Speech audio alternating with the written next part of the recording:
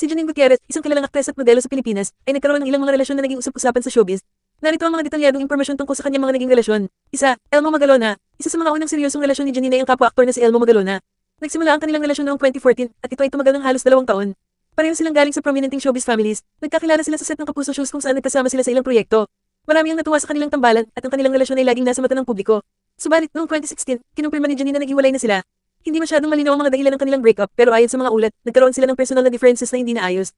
2. Raver Cruz. Ang pinakatanyag na relasyon ni Janine ay kay Raver Cruz, isang aktor at dancer. Nagsimula ang kanilang ugnayan noong 2017, ngunit naging opisyal ito sa publiko noong 2018. Bagamat tahimik silang dalawa tungkol sa kanilang relasyon sa simula, kalaunan ay naging bukas na sila sa social media at madalas makita ang kanilang mga sweet na larawan at moments together. Subalit noong 2021, naging palaisipan sa mga tagahanga ang tila pagkakabuwag ng kanilang relasyon. Hindi tahasang inamin ng dalawa ang kanilang hiwalayan sa simula pero kalaunan ay kinumpirma ni Raver ang split nila. Ayon sa kanya, mutual ang desisyon at wala namang third party na involved. 3. Paolo Avellino. Isa pang usap-usapan ay ang rumored na relasyon ni Janine kay Paolo Avellino. Mabilis